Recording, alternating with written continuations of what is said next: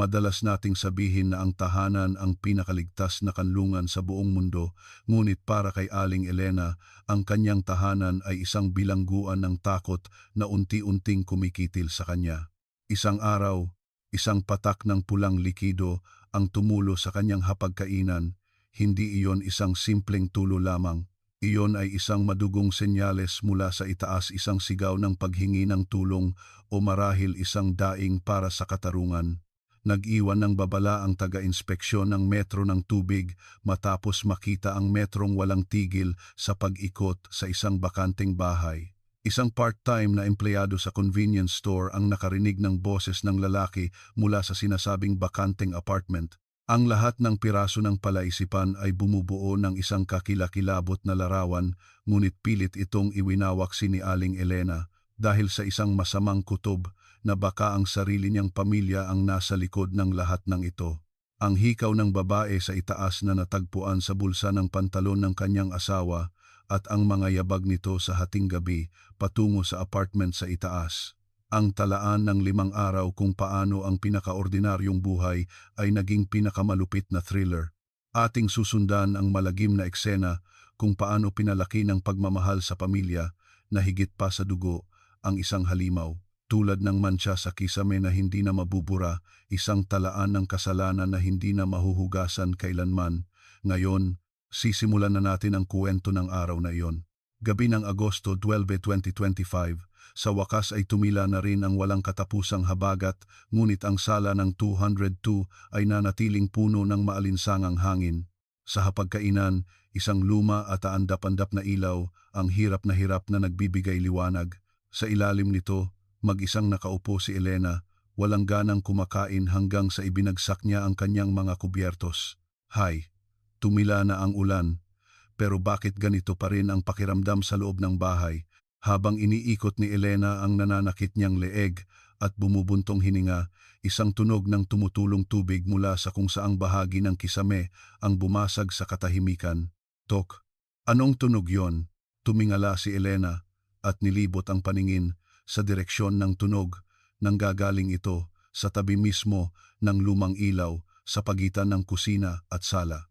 Sa una, inakala niyang tumutulo lang ang tubo ng kanilang lumang aircon, ngunit nang tingnan niyang mabuti, napansin niyang kakaiba ang kulay ng likidong bumabasa sa pader.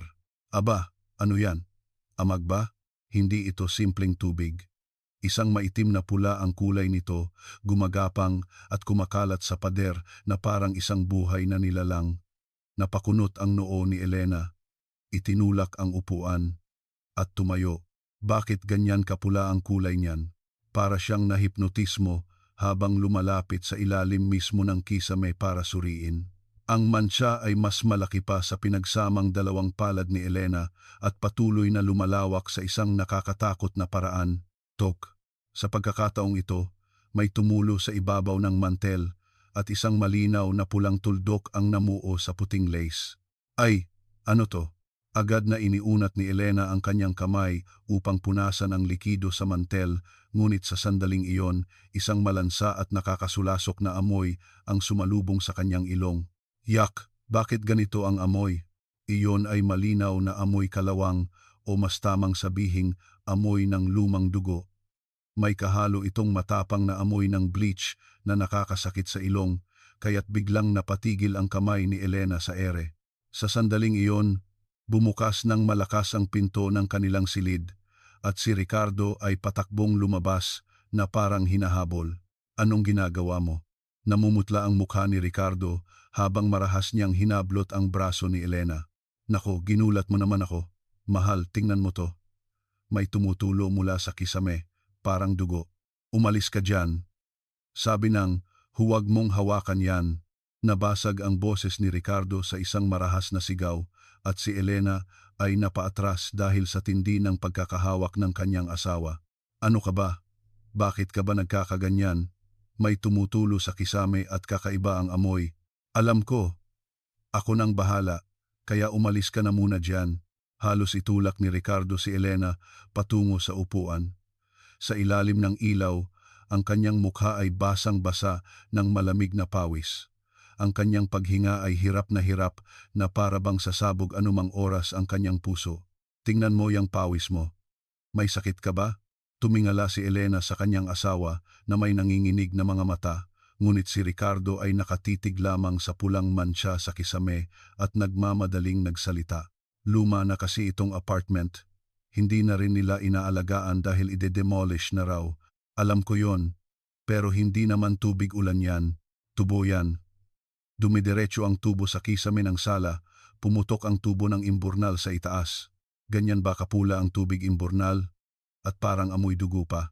Kapag kinakalawang ang lumang bakal, ganyan talaga ang kulay ng tubig na lumalabas. Ano bang alam mo sa pagkakarpintero? Mabilis na ibinaling ni Ricardo ang kanyang ulo at sinigawan si Elena, ngunit hindi pa rin niya magawang salubungin ang mga mata nito.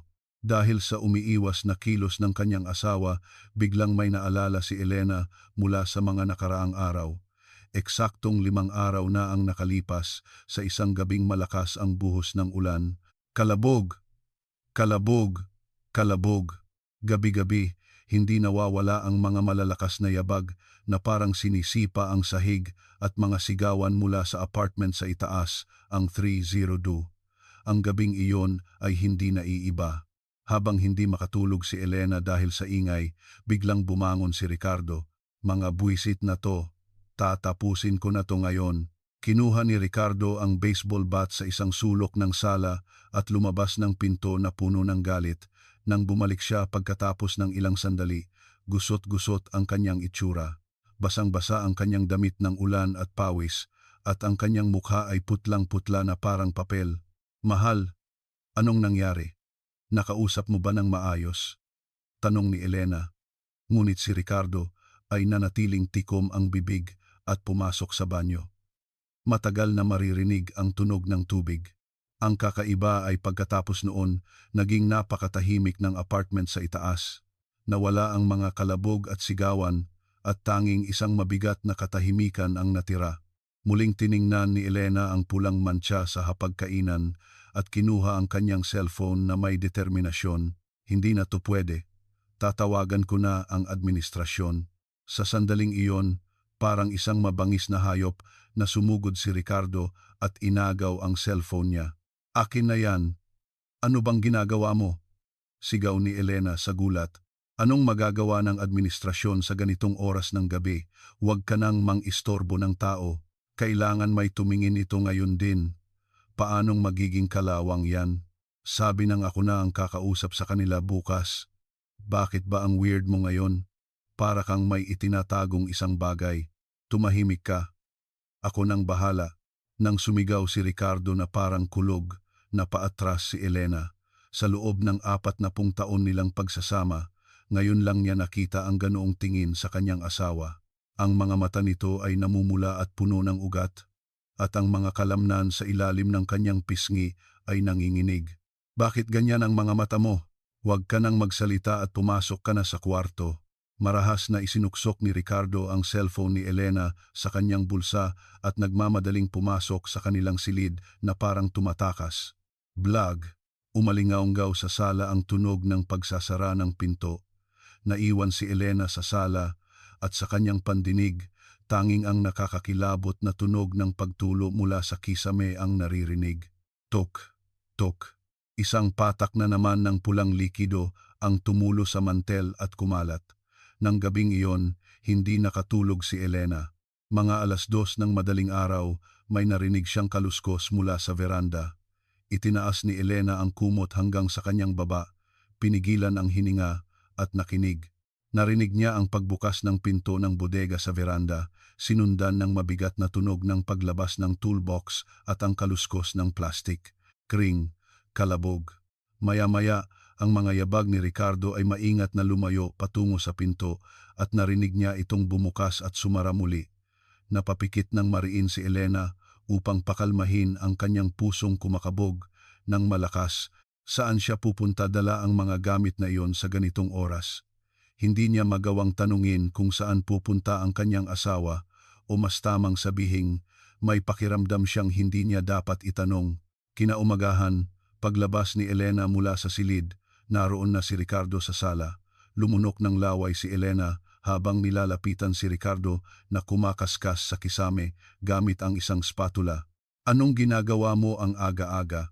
Ha? Gising ka na pala. Tatakpan ko lang muna tong siwang. Hawak ni Ricardo ang isang malaking puting tubo ng silikon at sumagot siya na parang walang nangyari. Makapal niyang ipinapahid ang puting silikon sa ibabaw ng pulang mancha sa kisame. Malulutas ba yan sa pagtakip lang? Dapat kausapin mo yung nasa itaas. Magiging okay din to kapag natuyo na. Ang ingay mo. Maghanda ka na lang ng almusal. Nakatayo si Elena sa ilalim ng hagdanan at tulalang pinanood ang puting silikon na tumatakip sa pulang mancha. Para itong isang bagay na minamadaling itago o marahil ilibing magpakailanman. Paano yung amoy? Ang tapang ng amoy ng bleach. Mawawala din yan kapag binuksan ang bintana. Tigilan mo na ang kakadada. Mabilis ang mga kamay ni Ricardo, ngunit ang dulo ng kanyang mga daliri ay bahagyang nanginginig. Kumalat sa sala ang matapang na amoy ng silikon, ngunit sa ilalim nito, bahagya pa ring naaamoy ang bleach. Wala nang masabi si Elena at tulala na lamang siyang nakatingin sa kisame. Ngunit sa ilalim ng puting silikon, pilit na lumalabas ang pulang kulay na parang mga luhang hindi mabura ng isang taong namatay sa kasamaang palad isang mansang dugo na hindi mahuhugasan. Agosto 13, umaga. Sa madilim na pasilyo ng apartment building, umalingaw-ngaw ang tunog ng mga takong. Ang tunog na iyon sa sementadong sahig ay parang isang countdown na unti-unting kumikitil sa hininga ng isang tao regular at malamig. Isang static na tunog mula sa isang radyo ang bumasag sa katahimikan ng gusali. Crack! 302 Isabel Reyes. Pamilya nag-report ng pagkawala kumpirmado. Ang pamilya ng umuupa sa 302, si Isabel Reyes, ay nag-ulat ng kanyang pagkawala noong umagang iyon dahil hindi na nila ito makontak. Idinagdag pa ang testimonya ng kanyang mga katrabaho na ilang araw na siyang hindi pumapasok, kaya't ang kaso ay hindi na itinuturing na simpleng paglayas kundi isang pagkawala. 2 pulis, isang nasa kalagitnaan ng 40s na may matalas na tingin at isang mas bata pa na halatang bago ang umakyat sa ikalawang palapag. Dito na yon. Hanapin muna natin ang mga saksi, sabi ng mas nakatatandang pulis habang itinuturo ang pinto ng 202. Dingdong, napakalakas ng tunog ng doorbell. Maya-maya, narinig ang pagbukas ng trangka at maingat na binuksan ni Elena ang pinto. Nang makita ang dalawang lalaking naka-Amerikana sa siwang ng pinto, likas na kinabahan si Elena at hinigpitan ang hawak sa doorknob. Sino po sila?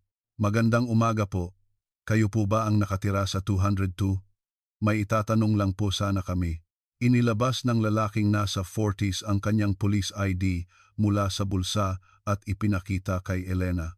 Malinaw na nakasulat ang pangalang Detective Dante Santos. Pulis? Halatang nagulat si Elena at napaurong. Sa sandaling iyon, isang mabigat na yabag ang narinig mula sa loob ng sala. Marahas na hinila ni Ricardo si Elena paatras at hinarangan ang pinto. Anong kailangan ninyo? Ang aga-aga nang bubulabog kayo ng bahay ng may bahay. Tiningnan ni Ricardo ang dalawang detective ng may pagbabantay. Hindi pinansin ni Detective Santos ang pagalit na asta ni Ricardo at mahinahong sinabi ang kanyang pakay.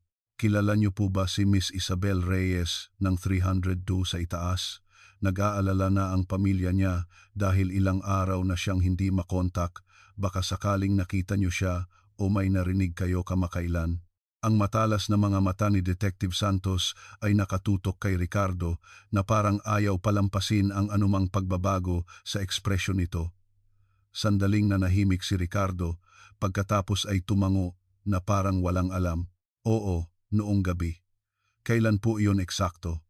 Mga 5 araw na yata ang nakalipas, mga 11:00 ng gabi siguro. Biglang nagkaroon ng diin ang boses ni Ricardo at naging puno ng kumpiyansa. Nakita kong may bitbit siyang malaking maleta paalis.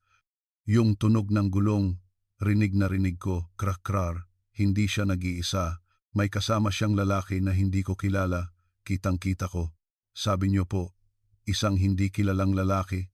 Natatandaan niyo po ba ang itsura niya? Nangunot ang kilay ni Detective Santos na parang interesado at nagtanong muli. Agad namang nagpatuloy si Ricardo sa kanyang paliwanag na halos tumatalsik ang laway. Madilim sa pasilyo kaya hindi ko nakita ng malinaw ang mukha, pero matangkad siya.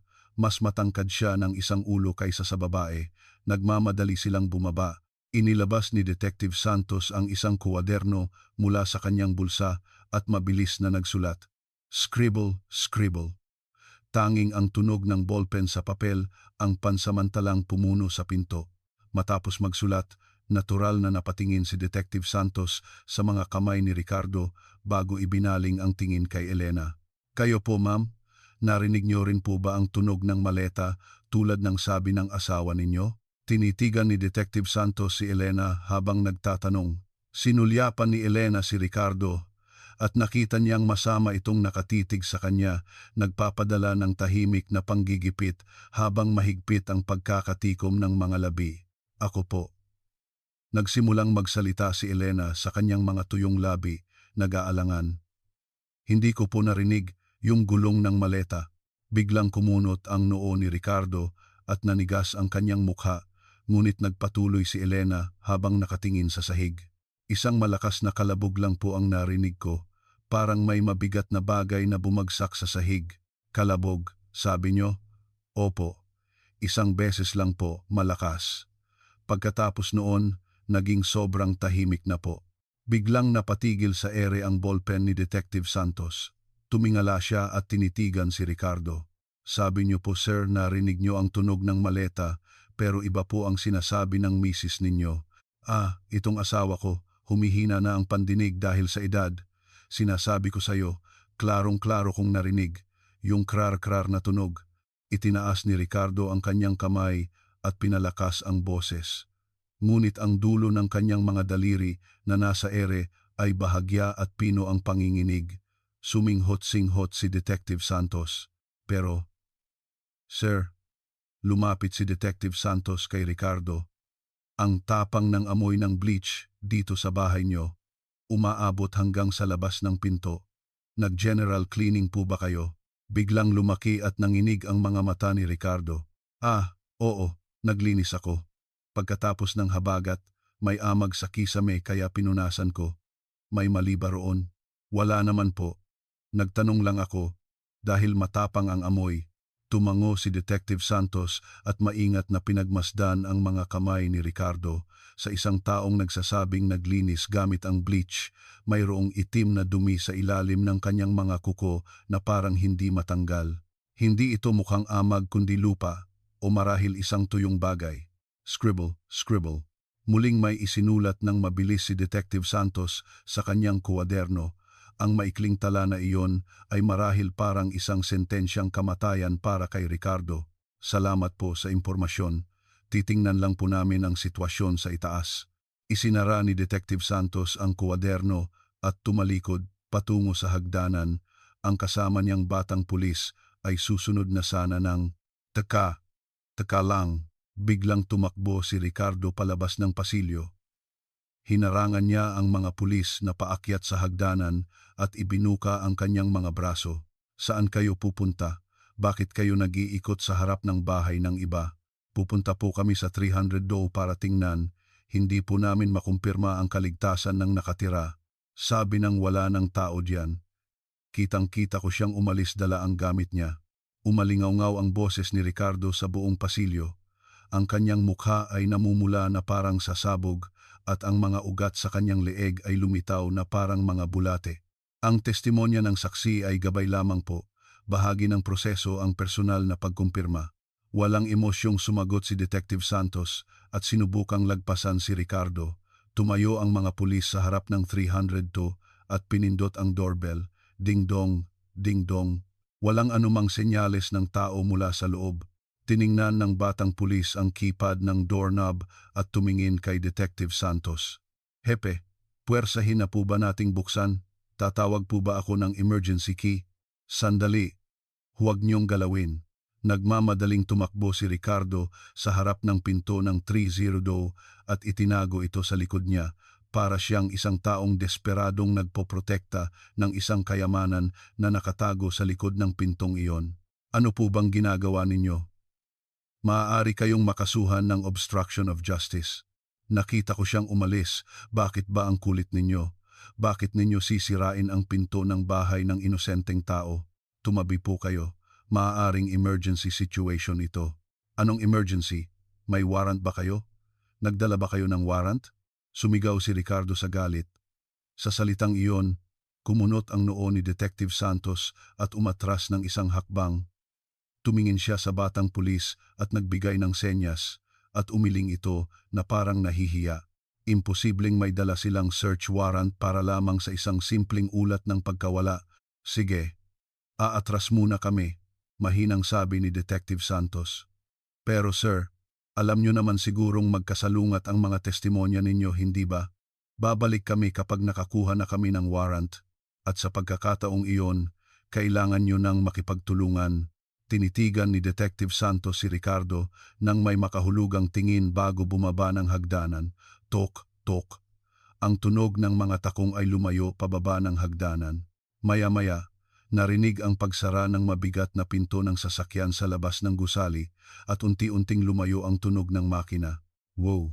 Saka lamang sumandal si Ricardo sa pader at bumuntong hininga ng malalim. Nawala ang tensyon sa kanyang mga balikat at nanghina ito. Ang kanyang mga binti na nawalan ng lakas ay nanginginig na parang dahon. Mahigpit na kumapit si Ricardo sa rehas na parang iyon ang kanyang buhay upang suportahan ang sarili. Ang kanyang mga mata ay balisang tumingin sa doorknob. Nakasandal si Elena sa pinto ng 202 at pinanood ang buong pangyayari. Ang likod ng kanyang asawa na pinagpapawisan at nakahinga ng maluwag ay tila napakailap sa kanya. Nagdududa siya kung ang taong iyon na kasama niya sa pagkain at pagtulog sa loob ng 40 taon ay ang Ricardo na kilala niya. Bakit niya ito pinipigilan ng ganito? Ano ang dahilan kung bakit niya ipinaglalaban ng patayan na huwag makapasok ang mga pulis sa itaas? Dahil ba gusto niyang protektahan ang privacy ng kanyang kapitbahay? O dahil sigurado siyang walang tao sa itaas? Sa dibdib ni Elena, isang malamig at matalas na pagdududa ang nagsimulang umangat na parang isang makamandag na ahas. Ang pulang dugo na tumutulo mula sa kisame kagabi at ang itim na dumi sa ilalim ng kuko ng kanyang asawa ay nagsimulang mag-overlap sa kanyang isipan. Agosto 14. Sa interrogation room ng istasyon ng pulis, ang ilaw ng fluorescent lamp ay malamig at maputla na parang sa isang operating room. Kumunot ang noo ni Detective Santos habang binubuklat ang mga nakakalat na dokumento sa mesa. Iyon ay ang call records ng nawawalang babae sa 302, si Isabel Reyes. Itong si Isabel parang minahan ng buhay, sabi ni Detective Santos habang ibinabagsak ang isang papel. Ayon sa mga tala, si Isabel ay sangkot sa komplikadong problema sa pera sa iba't ibang lalaki, puno ng mga tawag na naniningil ng utang at mga text message na may pagmumura. Pinatugtog ni Detective Santos ang isang recording mula sa cellphone ni Isabel na nakuha bilang ebidensya. Kuya, kailangan ko talaga ng pera ngayon. Kapag hindi ko nabayaran bukas, pupuntahan ako ng mga loan shark. Umalingaw-ngaw ang matinis at nagmamadaling boses ni Isabel mula sa speaker. Sinundan ito ng boses ng isang lalaki na tila naiirita. Problema mo na yan, bakit ako ang tinatawagan mo? May utang ba ako sa'yo?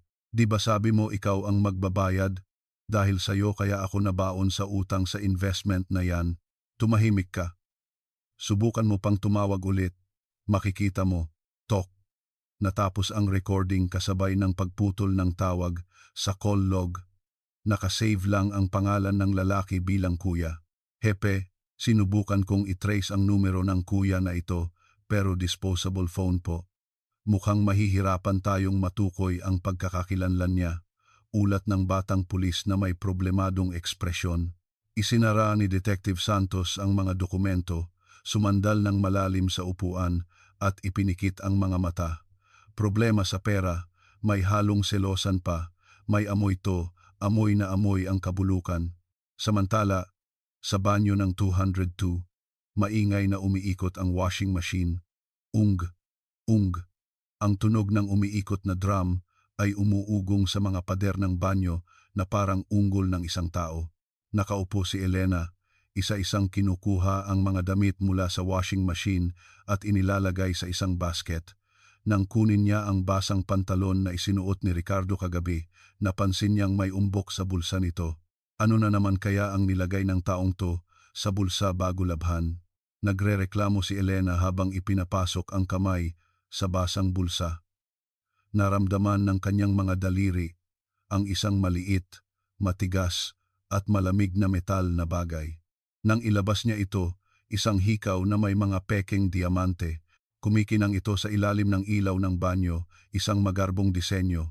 Biglang napatigil sa ere ang kamay ni Elena. Kumabog ang kanyang puso at pinagpawisan siya ng malamig. Nakita na niya ang hikaw na ito dati.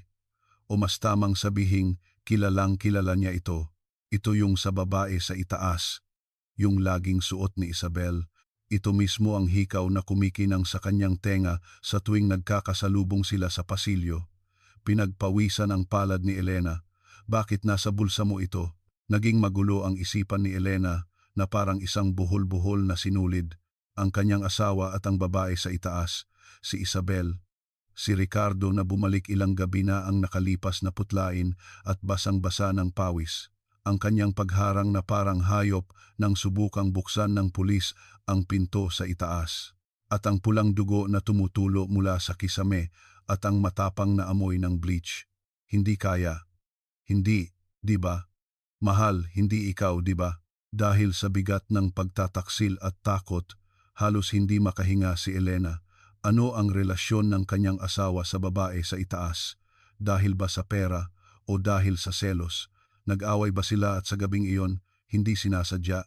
Mabilis na umiling si Elena upang iwaksi ang mga iniisip, ngunit ang mga pagdududa ay patuloy na sumusunod sa isa't isa. Pinukpok niya ang kanyang dibdib gamit ang nanginginig na kamay. Samantala, sa entrance ng detention center ng istasyon ng pulis, may nagaganap na kaguluhan. Hoy, bitawan niyo ako, wala akong ginawa. Isang payat na lalaki na nasa early 30s ang hinihila ng mga pulis habang sumisigaw. Siya si Manny, ang dating kasintahan ni Isabel na patuloy siyang ginugulo matapos silang maghiwalay at may record ng stalking. Manny, umayos ka nga. Ikaw na mismo ang nagsabi. Pumunta ka sa bahay ni Isabel noong gabing iyon, sabi ni Detective Santos habang nakahalukip-kip at nakatingin sa kanya. Pumunta ako, oo, pero walang tao. Nagdudugo ang paa ko sa galit, sigaw ni Manny na parang biktima. Kinatok ko ang pinto pero walang sumasagot, kaya umuwi na lang ako. Totoo yon. Ano, sinasabi niyo bang pinatay ko siya? Tingnan mo ang record mo. Stalking, pananakot. Paano namin paniniwalaan ang sinasabi mo? Grabe, ang sama niyo. Tingnan niyo ang CCTV, malalaman niyo. Nagsenya si Detective Santos at inabot ng batang pulis ang isang tablet. Ipinakita ang CCTV footage mula sa entrance ng gusali at sa eskinita. Sa video, nakatayo si Manny sa harap ng pinto ni Isabel, ilang beses kumatok at pagkatapos ay umalis na nagkakamot ng ulo sa inis. 5 minuto lang siyang nanatili doon, kulang na oras para gumawa ng krimen. Hepe, kumpirmado ang alibi niya. Sa oras ng krimen, kumakain siya ng cup noodles sa malapit na convenience store. Ang investigasyon ay nakatuon kay Manny, ngunit sa harap ng malinaw na ebidensya, bumalik sa simula ang lahat. Tumingin si Detective Santos nang may pagkadismaya at pinunasan ang kanyang mukha. Buwisit. Balik na naman tayo sa umpisa. Nang gabing iyon, isang mabigat na katahimikan ang bumalot sa 202. Akala ni Elena ay tulog na si Ricardo. 2:00 ng madaling araw. Nagising si Elena sa iyak ng pusa sa labas. Kinapa niya ang tabi niya, ngunit malamig ang kumot. Wala si Ricardo. Dahan-dahan siyang bumangon at lumabas sa sala. Bahagyang nakabukas ang pinto at malabong nakasindi ang sensor light sa pasilyo. Isinuot ni Elena ang kanyang tsinelas na hindi gumagawa ng ingay at lumabas. Tok, tok. Sa dulo ng pasilyo, narinig niya ang mahinang yabag. Sumilip si Elena at nakita ang likod ni Ricardo. Nakayuko ito na parang isang magnanakaw na pusa habang umaakyat sa ikatlong palapag patungo sa direksyon ng 300 Doe. Nagtago si Elena sa isang sulok ng hagdanan at pinanood ang kanyang asawa. Anong ginagawa niya roon? Tumayo si Ricardo sa harap ng pinto ng 302. May nakadikit na dilaw na papel sa pinto. Lumingalinga si Ricardo at marahas na tinanggal ang papel.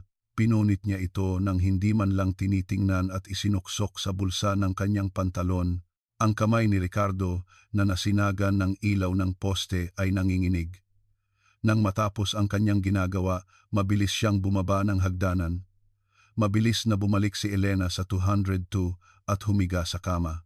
Ang kanyang puso ay kumakabog na parang sasabog. Kinaumagahan, maliligo lang ako. Kumuha si Ricardo ng tuwalya at pumasok sa banyo. Nang marinig niya ang tunog ng shower, tumakbo si Elena sa pantalon ni Ricardo na nakasabit sa upuan sa sala. Iyon ang pantalon na suot niya kagabi. Nanginginig ang kamay ni Elena habang ipinapasok sa bulsa. Kaluskos. Naramdaman niya ang isang lukot na papel. Kinuha niya ito at dahan-dahang binuklat. Iyon ay isang notice of absence at babala na iniwan ng taga-inspeksyon ng kumpanya ng tubig. Ang mga salitang isinulat gamit ang pulang marker ay tumusok sa mata ni Elena. Biglang taas ng konsumo ng tubig, matagal na paggana ng metro, posibleng tagas sa loob, kinakailangan ng agarang pagsusuri. Isang ha ang lumabas sa bibig ni Elena. Nanlamig ang kanyang likod at nanindig ang kanyang mga balahibo.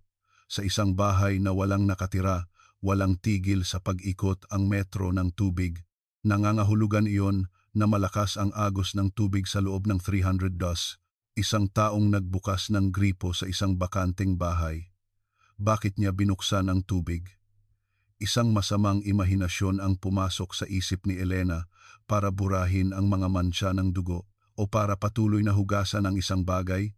Ang tunog ng shower ni Ricardo mula sa banyo ay biglang naging nakakatakot. Muli niyang nilukot ang papel at isinuksok sa bulsa. Ang kanyang mga kamay ay hindi tumitigil sa panginginig. Agosto 15, madaling araw. Isang walang malay na komento mula sa isang part-time na empleyado sa convenience store ang tuluyang bumago sa takbo ng imbestigasyon. Nang magtanong si Detective Santos sa convenience store at ipakita ang larawan ni Isabel, ngumunguya ng chewing gum ang empleyado at tumango. Taga 302 po? Lagi pong may delivery diyan. Ano? Nawawala ang tao sa bahay na iyon pero may nagpapadeliver? Naging matalas ang tingin ni Detective Santos. Nagulat ang empleyado sa reaksyon ng pulis at inayos ang kanyang postura bago sumagot.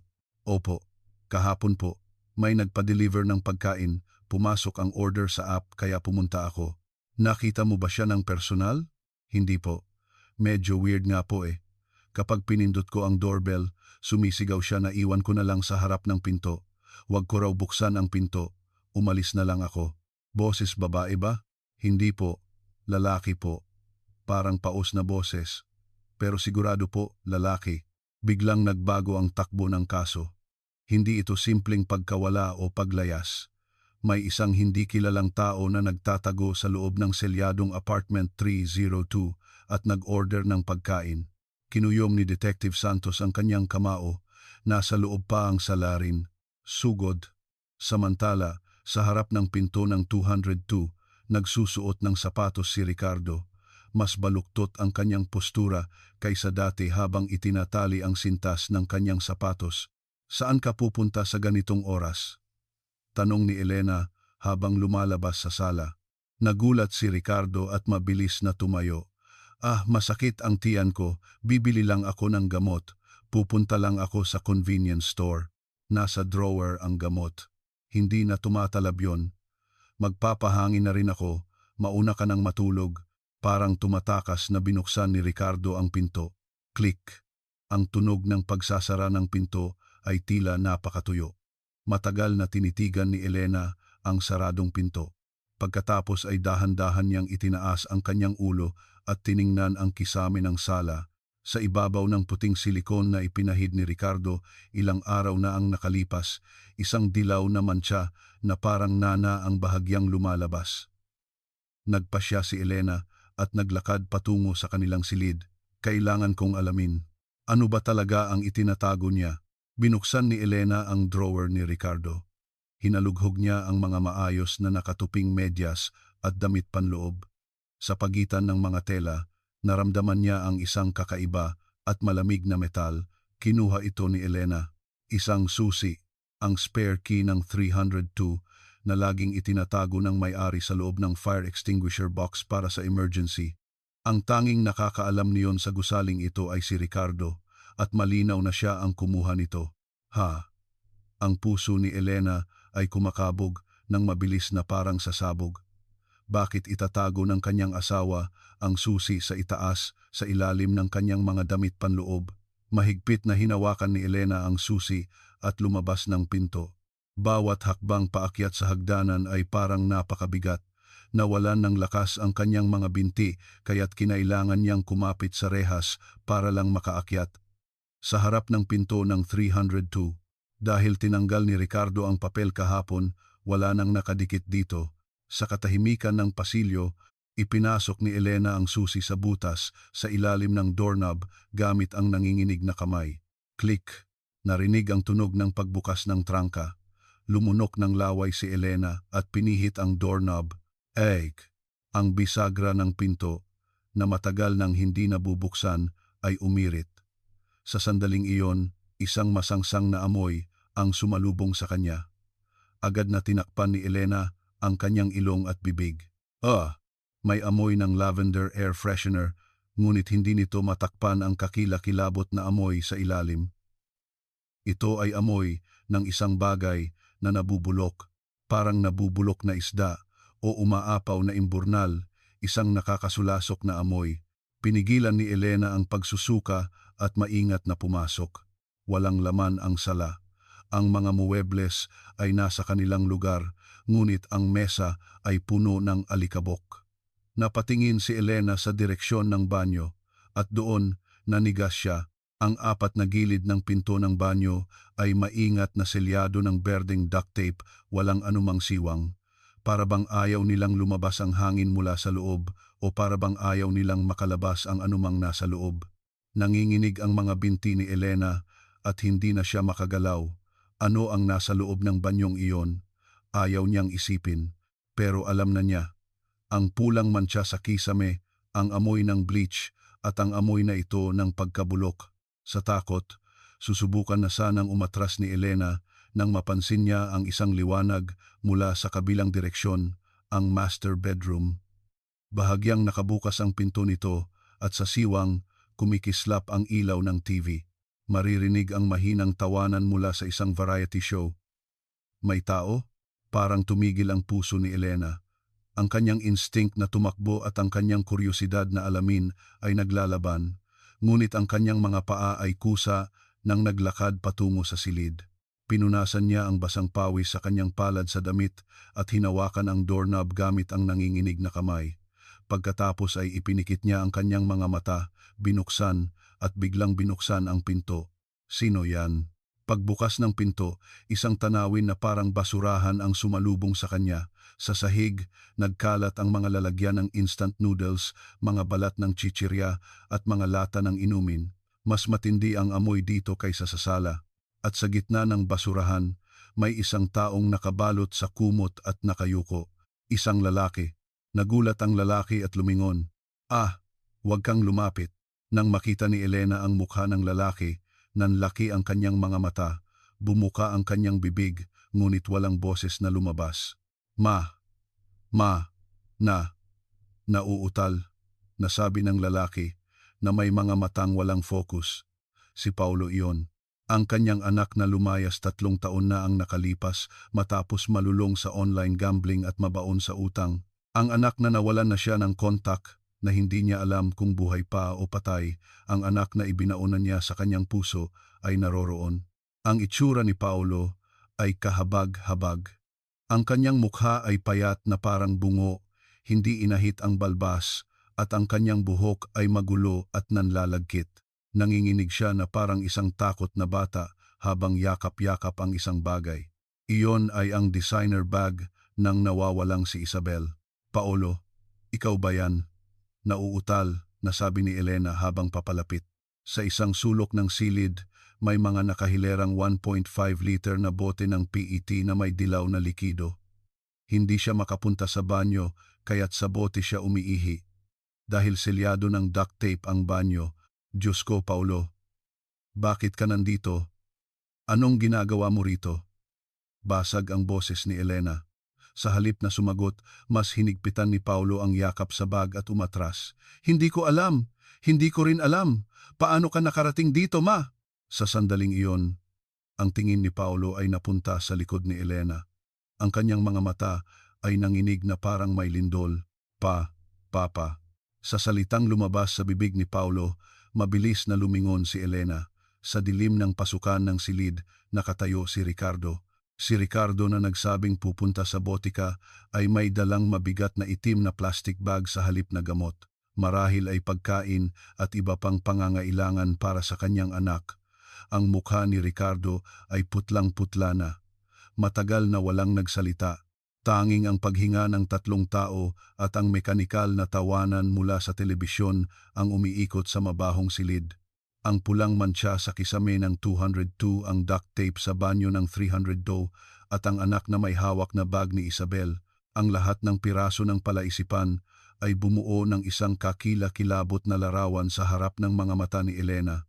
Parang isang hayop na sumugod si Ricardo at marahas na itinulak si Elena. Hindi man lang nakasigaw si Elena habang napaatras at tumama sa pader. Blag, tumakbo si Ricardo sa kanyang anak na nakaupo sa sahig at niyakap ito ng mahigpit. Bakit ka nandito? Lumabas ka. Lumabas ka na ngayon din. Sigaw ni Ricardo kay Elena na may namumulang mga mata.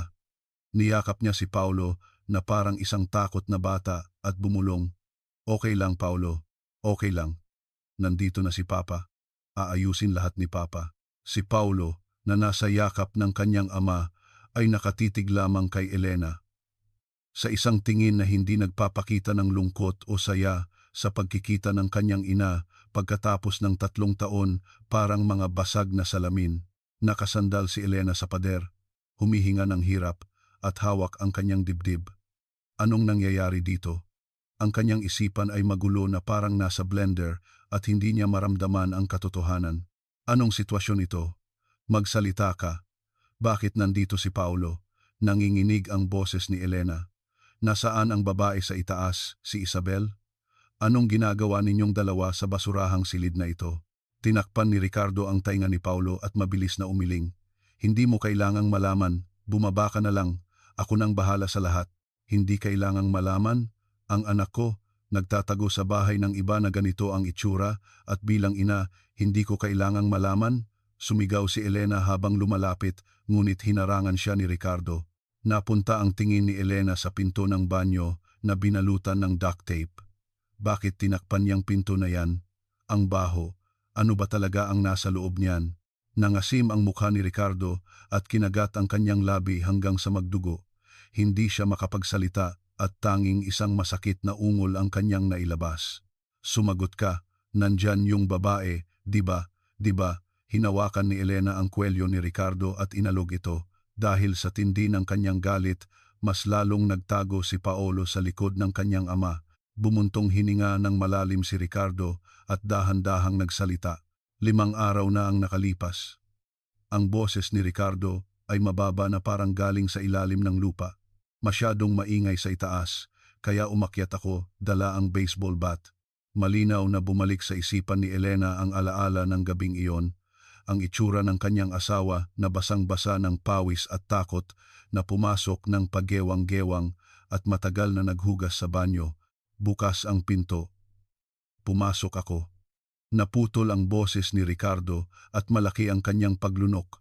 Nandun si Paulo. Nakaupo sa sahig ng sala, nanginginig. Ang puso ni Elena ay bumagsak na parang tumama sa kanyang paa. Ang babae, nakahandusay sa sahig. Tumama ang ulo niya sa gilid ng mesa at maraming dugo. Ano? Sabi ni Paulo, nag-away sila dahil sa pera, sinampal daw siya ng babae kaya naitulak niya. Pero malas, tumama sa gilid. Ipinikit ni Ricardo ang kanyang mga mata. Nawalan ng lakas ang mga binti ni Elena at napaupo siya sa pader. Kaya, hindi ninyo ni-report? Anong ginawa ninyo? Paano ko i-report? Si Paulo, ang anak ko, ang gumawa noon. Hindi ko siya pwedeng hayaang maging kriminal. Umiiyak na sigaw ni Ricardo. Tinitigan ni Elena ang saradong pinto ng banyo. Kaya, anong ginawa ninyo? Nandyan ba siya sa loob? Hindi ko siya kayang itapon. Naging parang kalawang ang boses ni Ricardo. Masyadong mabigat. Hindi ko kayang buhatin. Kaya dinala ko siya sa banyo at sinubukang i-flush sa imburnal. Nagbuhos ako ng bleach at kemikal, pero luma na ang tubo kaya bumara.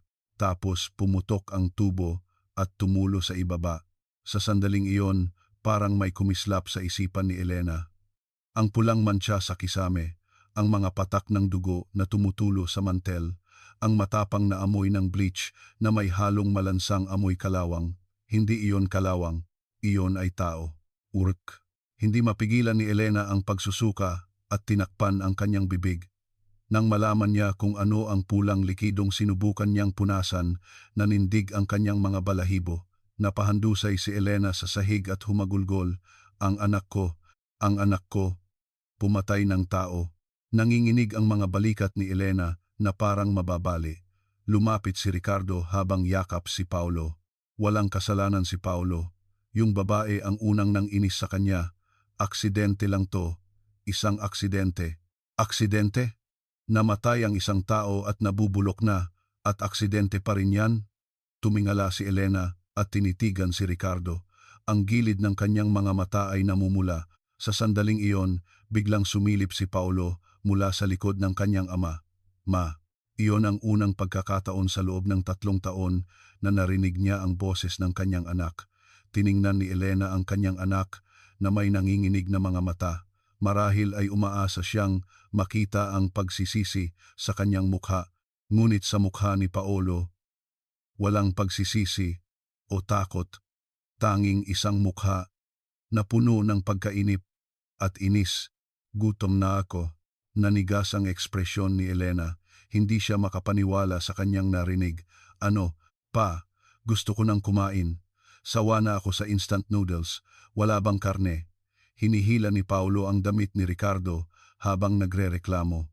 Habang ang kanyang mga magulang ay naghihinagpis sa kakila-kilabot na ginawa niya, tanging ang kanyang gutom ang kanyang nararamdaman. Tulala si Elena sa kakaibang tanawin. Anak ko ba yan? Ang mabait at masunurin kong anak na isinilang ko. Ang nasa harap niya ay isang halimaw. Hinawakan ni Ricardo ang kamay ni Elena. Mahal, parang awa mo na. Aayusin ko lahat mamayang gabi. Kapag umulan, palihim kong ilalabas si Paolo at ako na ang sasalo sa lahat. Bitawan mo ako. Nasisiraan ka na ba ng bait? Nasa tamang pag-iisip ka pa ba? Pagbigyan mo na ako sa huling pagkakataon. Hindi natin pwedeng ipakulong si Paolo. Anak natin siya. Anak natin. Namuo ang malalaking luha sa mata ni Ricardo. Hindi iyon pagmamahal ng ama, kundi isang baluktot na obsesyon.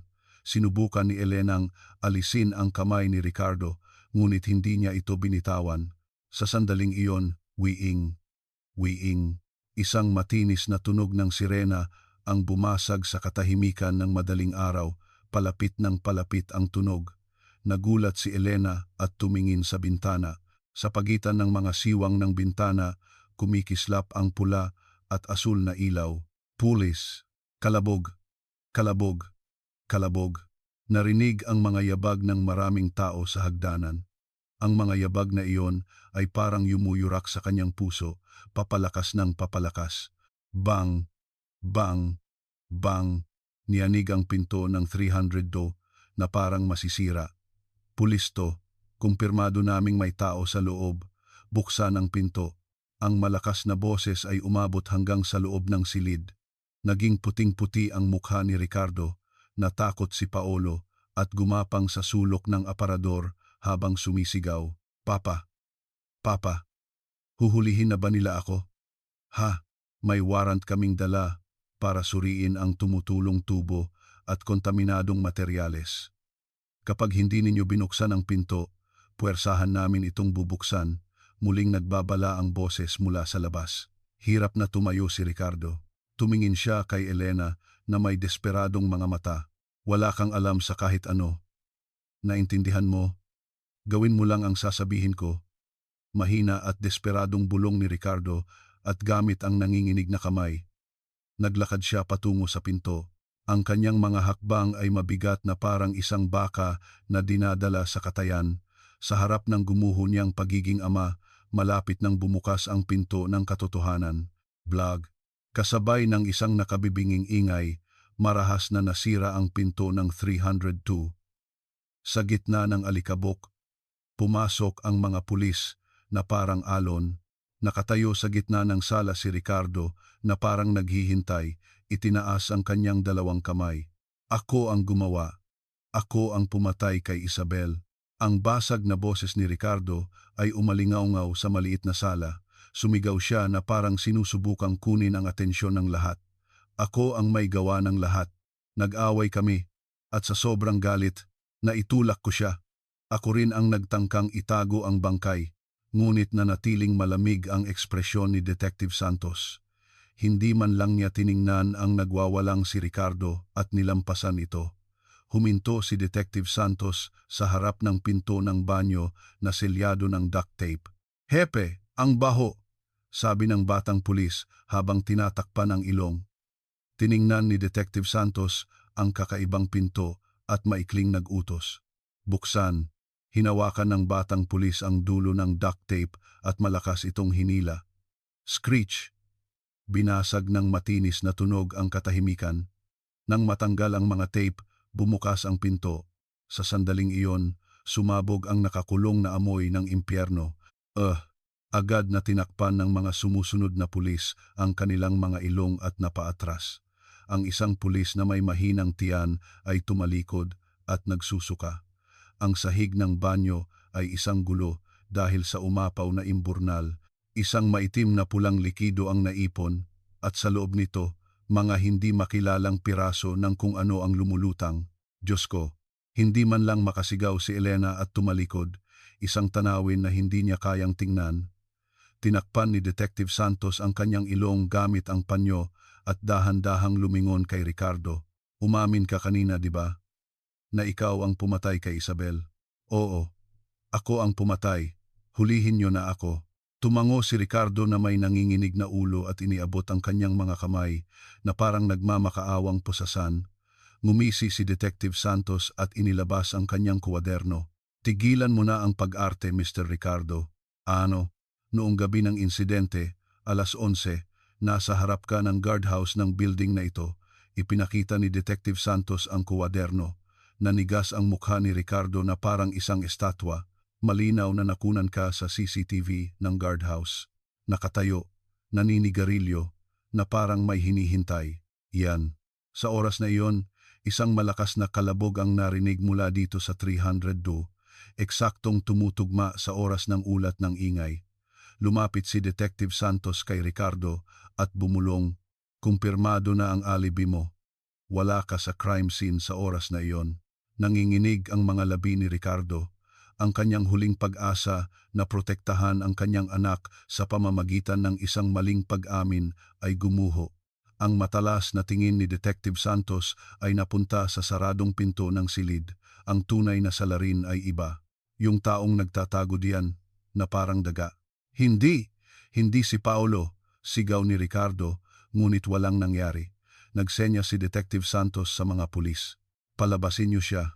2 pulis ang lumapit sa pinto ng silid, dala ang kanilang mga batuta. "Pulis to.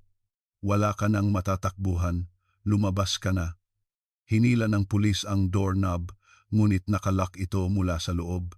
Walang anumang senyales ng tao mula sa loob. "Bang, bang, bang! Kapag hindi mo binuksan ang pinto, sisirain namin ito." 1, 2. Sa sandaling iyon, narinig ang pagbukas ng bintana mula sa loob ng silid. "Hepe, tatakas. Sirain." Blag. Isang sipa lang at nasira ang lumang pinto. Nang pumasok ang mga pulis, kalahati na ng katawan ni Paulo ang nasa labas ng bintana. Nakakapit siya sa rehas ng ikatlong palapag, mapanganib na nakabitin. Huwag kayong lumapit." "Huwag," sigaw ni Paulo. Ngunit dahil sa ilang araw na hindi pagkain o marahil dahil sa takot, dumudulas ang kanyang mga kamay. Pa. Nang matumba ang katawan ni Paulo, Tumakbo si Elena na parang hayop patungo sa bintana. Isang instinct ng ina na walang oras para mag-isip. Wag. Sumabit si Elena sa bintana at hinablot ang braso ni Paulo. Ah, tulungan mo ako, ma. Tulungan mo ako. Ang bigat ni Paulo ay humila sa braso at balikat ni Elena. Isang matinding sakit ang kanyang naramdaman na parang mababali ang kanyang kasukasuan, ngunit nagtiimbagang si Elena. Huwag kang bibitaw, Paulo. Kumapit ka ng mahigpit. Ayoko pang mamatay, ma. Waa. Umiyak si Paulo na parang isang bata habang nakabitin sa ere. Nabasag ang mga kuko ni Elena at namuti ang kanyang mga daliri. Hilay niyo siya. Itinulak ng mga sumunod na pulis si Elena at hinawakan ang dalawang braso ni Paulo. Sa lakas ng tatlong lalaki, nahila si Paulo papasok sa bintana na parang isang sako. Blag, gumulong si Paulo sa sahig, humihinga ng malakas. Mas nangingibabaw ang takot na nahuli kaysa sa ginhawa na nakaligtas. Lumakad si Detective Santos at umupo sa harap ni Paulo. Ang hina naman ng reflexes mo. Inisip mo pang tumalon diyan. Napako ang tingin ni Detective Santos sa kanang manggas ni Paulo. Sa dulo ng maruming hoodie na ilang araw nang hindi napapalitan, may tuyong pulang mantsa. Hindi to, mukhang mantsa lang ng kimchi. Hinawakan ni Detective Santos ang manggas ni Paulo gamit ang kamay na may guwantes na latex at itinaas ito. Sa loob ng siwang ng manggas, may nakadikit na tuyong laman na kasing laki ng kuko. Ang dugo at tissue na tumalsik noong oras ng krimen ay nanatili sa mga tupi ng damit. Bingo! Nakuha na ang matibay na ebidensya. Malamig nang umiti si Detective Santos at nagsenyas sa mga pulis. Click! Kasabay ng malamig na tunog ng metal, ipinosas ang mga kamay ni Paulo. Paulo, ikaw ay inaaresto sa salang homicide at pagtago ng bangkay kaugnay kay Isabel Reyes. Habang binabasa ang Miranda rights, nanlaki ang mga mata ni Paulo. Umiling-iling siya na parang itinatanggi ang katotohanan. Hindi. Hindi ako.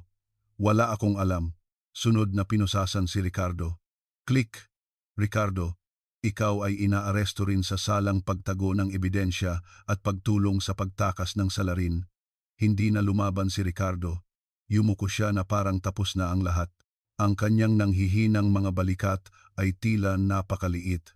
Nagsimulang hilahin ng mga pulis si Paulo palabas. Sa sandaling iyon, sumigaw si Paulo. Si Papa ang nag-utos sa akin. Sabi niya siya ang bahala sa lahat. Napahinto ang mga pulis. Nanlaki ang mga mata ni Elena. Ano? Natatakot ako kaya sabi ko i-report na natin, pero pinigilan ako ni Papa. Sabi niya, siya na ang magliligpit ng bangkay at sasalo sa lahat.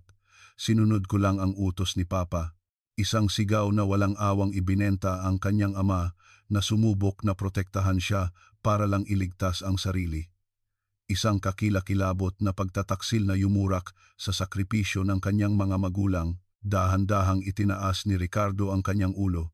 Habang tinitingnan ang likod ng kanyang anak na hinihila palayo, isang malaking luha ang tumulo sa kanyang pisngi. Paulo. Ang basag na boses ni Ricardo ay naglaho sa hangin. Isang luha ng sakit na may halong pagsisisi at awa sa anak na pinalaki niya ng ganoon higit pa sa pagtataksil. Nakatayo si Elena na parang isang estatwa. Ang kaguluhan sa harap niya ay tila hindi totoo, na parang nangyayari sa iba. Ang static mula sa radyo, ang sigaw ng mga pulis, ang iyak ng kanyang anak, ang hagulgol ng kanyang asawa, lahat ng tunog ay tila lumalayo at nawawala na parang nasa ilalim siya ng tubig. Ma'am, okay lang po kayo?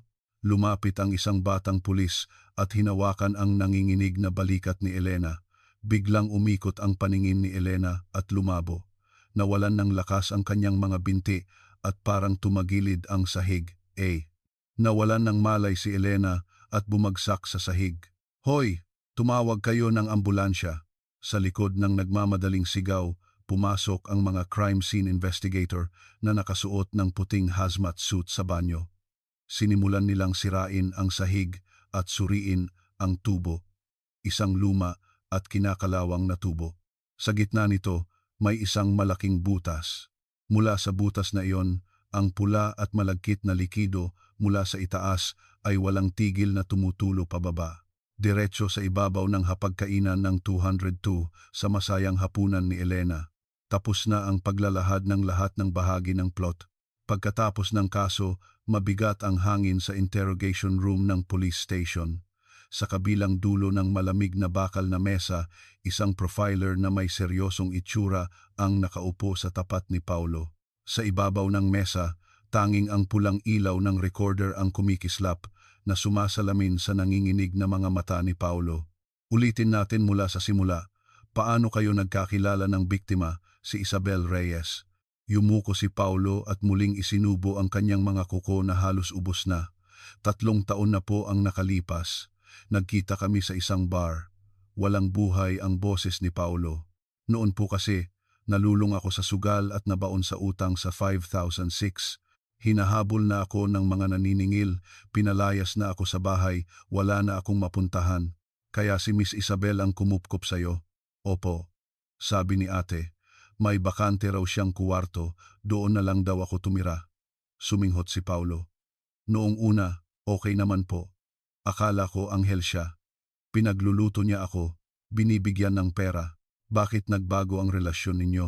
Sa tanong na iyon, ngumiwi si Paulo. Ang kanyang itsura ay parang isang batang nagrereklamo na parang walang muwang.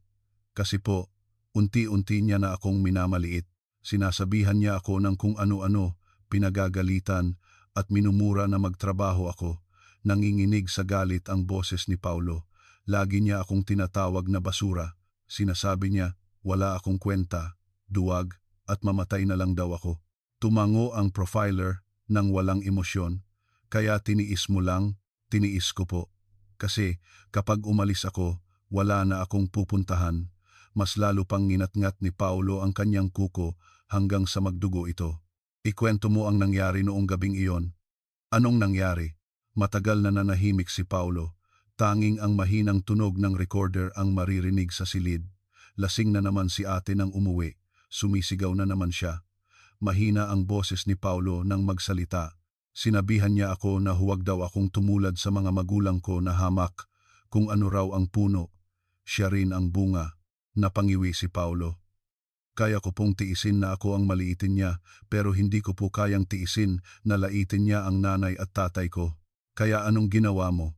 Mayroong parang kristal na palamuti sa mesa. Yun lang po ang nakita ko kaya kinuha ko. Nanginginig ang kamay ni Paulo sa ere na parang may hinahawakan. Iwinasiwas ko lang po. Isang beses lang, isang mabigat na katahimikan ang bumalot sa silid. Gumawa po ng plak na tunog si ate, tapos bumagsak. Ang dami pong dugo sa ulo niya. Ipinikit ni Paulo ang kanyang mga mata. Ngunit hindi iyon dahil sa pagsisisi sa biktima, kundi dahil sa pag-alala sa takot na naramdaman niya noon. Natakot po ako. Hindi na siya humihinga, hindi ko na alam ang gagawin ko. Kaya sino ang tinawagan mo? Si Papa po. Siyempre naman po. Naging napakaliit ng boses ni Paulo. Kasi si Papa, inaayos niya lahat. Noon pa man, ganoon na siya. Sabi niya, siya na ang bahala. Ibinaba ng profiler ang kanyang ballpen at tinitigan si Paulo. Ilarawan mo ang sitwasyon nang umakyat ang tatay mo. Nakita mo ba siyang nagtangkang itago ang bangkay? Hindi po. Pagbukas po ni Papa ng pinto, nakita niya si ate na duguan, tapos namutla siya. Sabi niya po, pumasok ako sa kwarto. Siya na raw po ang bahala sa lahat, huwag daw akong lalabas. Kaya anong ginawa mo sa kwarto? Hindi ko po tiningnan. Natatakot po ako kaya nilock ko ang pinto at nag-earphones. Naglaro po ako. Mahalaga po kasi yung match, ranking game po. Napakakalmado ng pananalita ni Paulo. Para siyang nagkukuwento ng sunog sa bahay ng iba. May narinig po akong mga tunog. Tunog ng malakas na agos ng tubig sa banyo at parang may kinikiskis. Nagkibit balikat si Paulo na parang walang pakialam. Hindi ko na lang po pinansin. Sabi po ni Papa, siya na ang bahala. Tinitigan ng malalim ng profiler ang mga mata ni Paulo. Wala siyang makitang anumang bakas ng pagsisisi o pagtitika. Siya ay isang batang hindi na lumaki na nabuhay lamang sa pagiging parasitiko sa kanyang mga magulang. Samantala, sa labas ng interrogation room, nakaupo si Elena sa isang upuan na parang wala sa sarili. Ang boses ng kanyang anak na tumatagos mula sa siwang ng pinto ay parang mga punyal na tumutusok sa kanyang puso. Tinakpan ni Elena ang kanyang mga tainga at umiling. Hindi, hindi. Ngunit ang boses ng kanyang anak ay patuloy na umuulit sa kanyang isipan. Kinitil ng kanyang anak ang buhay ng isang tao at ang kanyang asawa na nabuhay ng matapat sa buong buhay niya ang siyang nagtago sa bangkay. Ang pulang tubig na tumutulo mula sa kisame at nagmamantsa sa mantel ay ang resulta ng kanilang kakilakilabot na sabuatan. Napapikit si Elena, hindi na pinunasan ang mga luhang dumadaloy. Mula sa kanyang alaala, bumalik ang kabataan ni Paulo. Anak, huwag kang mag-alala. Si Papa ang bahala sa lahat. Kahit na nanakit siya ng kaklase o nagnakaw sa tindahan, laging inaayos ni Ricardo ang lahat gamit ang pera at impluensya. Si Elena naman ay nagwalang kibo. Bata pa naman. Anak ko naman yan. Magbabago rin yan paglaki. Ngunit ang pananampalatayang iyon, ang maling pagmamahal na iyon, ang siyang nagpalaki sa isang halimaw. Nanginginig ang mga balikat ni Elena.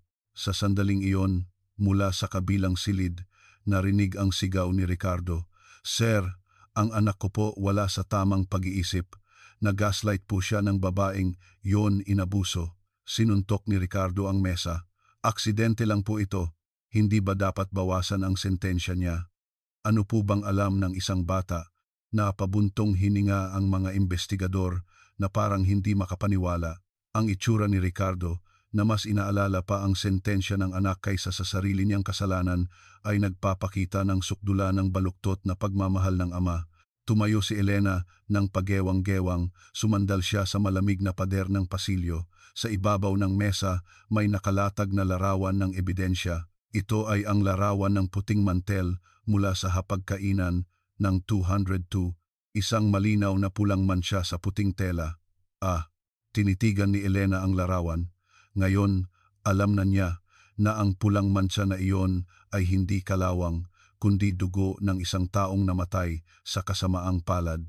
At iyon din ang pulang luha ng kanyang sariling karma, na bumalik sa kanya dahil sa habambuhay na pagprotekta sa kanyang anak. Bumuntong hininga ng malalim si Elena. Ang mabigat at maalinsangang hininga na iyon ay umalingawngaw sa walang laman na pasilyo ng police station ng napakatagal. Tapos na ang paglalahad ng lahat ng bahagi ng plot. Isang malupit na taon ang lumipas. Si Paulo, ang pangunahing salarin, ay hinatulan ng 15 taong pagkakakulong. Si Ricardo, ang kasabwat at nagtago ng ebidensya, ay pansamantalang nakalaya dahil sa piyansa.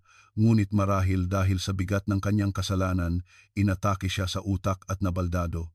Ngayon, nakahiga na lamang siya sa isang kama sa nursing home, hirap na humihinga sa tulong ng makina at nakatitig sa kisame. Ang naiwan ay si Elena lamang. Ngunit hindi na rin niya kayang manatili sa apartment na tinirhan niya sa loob ng 40 taon. Ang mga tingin ng mga kapitbahay ay mas matalim pa kaysa sa sikat ng araw. Diyan daw sa bahay na yan. Yung anak, pumatay. Yung tatay, nagtadtad. Kapag nagkakasalubong sila sa pasilyo, mabilis na umiiwas ng tingin ang mga tao at sa kanyang likuran, naririnig niya ang mga bulungan. Sa huli, ipinagbili ni Elena ang bahay na naglalaman ng kanyang buong buhay kung saan niya pinalaki ang kanyang anak at tumanda kasama ang kanyang asawa ay isa ng impyerno para sa kanya. Dumating ang araw ng paglipat.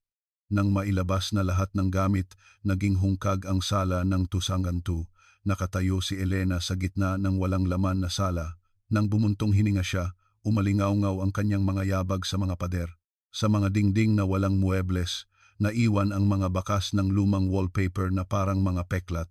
Pumasok ang sikat ng araw sa hapon na nagpapakita ng mga alikabok sa hangin. Dahan-dahang itinaas ni Elena ang kanyang ulo at tiningnan ang kisame. Naroon pa rin ang mansa. Kahit na nagpa-wallpaper siya ulit pagkatapos ng insidente, ang dugong kumapit ng malalim sa semento ay pilit na lumalabas, nag-iiwan ng isang madilaw na bakas. Parang isang kasalanan na hindi mabubura gaano man subukang takpan. Pinagmasdan ni Elena ang mantsa at naalala ang gabing iyon, 1 taon na ang nakalipas. Ang mga pulang patak na tumutulo sa mantel at ang malansang amoy na dumampi sa kanyang ilong. Ang bigat ng kasalanan ng anak ay isang pasanin na hindi kayang alisin ng magulang kahit sa kamatayan. Sa sandaling iyon, bumukas ang pinto at bumasag sa katahimikan. "Naku, ma'am, naialis na pala lahat ng gamit." Pumasok ang real estate agent na may maingay na takong. Ang babaeng nasa 50s na may makapal na makeup ay masayang lumingalinga sa sala. "Naku, ang luwag tingnan kapag walang gamit. Kapag na-wallpaperan ulit, parang bago na." "Huwag po kayong mag-alala," sabi ng ahente habang tinatapik ang likod ni Elena. "May usap-usapan na po kasing redevelopment dito kaya tumaas ang upa. Marami pong gustong lumipat kaya mabilis po yang makukuha. Huwag na po kayong mag-alala sa deposito." Para kay Elena, ang mga salitang iyon ay parang ingay lamang na naririnig sa ilalim ng tubig. Isang bahay kung saan may namatay, ngunit mayroon na namang ibang kakain, matutulog at mabubuhay dito. "Ma'am, nakikinig po ba kayo?" Opo, opo." Tumango si Elena na may tulalang ekspresyon. "Iwan nyo na lang po sa akin ang mga susi. Ako na po ang bahala sa paglilinis at pag-aayos sa bagong lilipat." Kinuha ni Elena ang mga susi mula sa kanyang bulsa at ibinigay sa ahente. Sa sandaling lumipat sa kamay ng iba ang mga susi na nag-ingat sa bahay na iyon sa loob ng 40 taon, bahagyang nanginig ang mga daliri ni Elena. "Sige po, ingat po kayo." Ang ahente, na marahil ay kinakalkula na ang kanyang komisyon, ay naglalakad patungo sa bintana ng veranda habang umaawit. Huling tiningnan ni Elena ang walang laman na sala. Sa katahimikan ng espasyo na sinisikatan ng araw, muling napako ang tingin ni Elena sa kisame. Bigla niyang naalala ang kanyang sarili 1 taon na ang nakalipas na hinahampas ang kisame gamit ang walis dahil sa ingay. Noong mga sandaling iyon, nasa itaas pala si Paulo. Habang siya ay sumisigaw at hinahampas ang kisame, ang kanyang anak pala ay nasa itaas, nagtatago sa takot. Ano kaya ang tunog ng walis na iyon para sa kanyang anak? Isang senyales na ililigtas siya ng kanyang ina o isang tunog ng hatol na papalapit? Wala nang saysay. Lahat ay wala nang saysay. Umiling si Elena at naglakad palayo, habang hahawakan na niya ang doorknob para buksan ang pinto. Kalabog, napahinto si Elena na parang napako sa sahig. Nanlamig ang kanyang likod at kumabog ang kanyang puso. Dahan-dahan siyang lumingon. Walang tao sa walang laman na sala. Ang ahente ay nasa veranda at ang sala ay walang laman. Dahil ba sa hangin o isang guni-guni na likha ng kanyang kasalanan? Kalabog, narinig niya ulit. Malinaw na mula sa kisame. Isang mabigat at malakas na tunog, tulad ng gabing iyon 1 taon na ang nakalipas. Ipinikit ni Elena ang kanyang mga mata. Ayaw na niyang alamin, o mas tamang sabihing, wala na siyang lakas ng loob na alamin. Bumuntong hininga siya ng malalim at nagmamadaling lumabas. Blag, sumara ang pinto at muling nahiwalay ang 202 sa mundo. Tumatakbo si Elena pababa ng hagdanan, palabas ng gusali at papasok sa eskinita. Ang kanyang mga pagod na yabag ay umalingaw-ngaw sa makipot na eskinita, unti-unting lumalayo hanggang sa maglaho. Muling bumalik ang katahimikan sa bakanteng bahay. Pumasok ang hangin sa nakabukas na bintana na nagpapagalaw sa walang kurtinang bintana. Sa ibabaw ng madilaw na mantsa ng dugo sa kisame, mahabang bumagsak ang walang malay na sikat ng sa araw sa hapon. Ang mantsa na iyon ay mananatili roon magpakailanman, hindi na mabubura, tulad ng isang pulang luhang hindi na mapapawi. Salamat sa inyong pakikinig hanggang sa dulo ng kwento ngayon. Isang malaking tulong kung mag-iiwan kayo ng komento na maganda ang kwento, naway mapuno rin ng liwanag at kapayapaan ang inyong araw. Huwag kalimutang mag-subscribe at i-like ang video na ito. Salamat.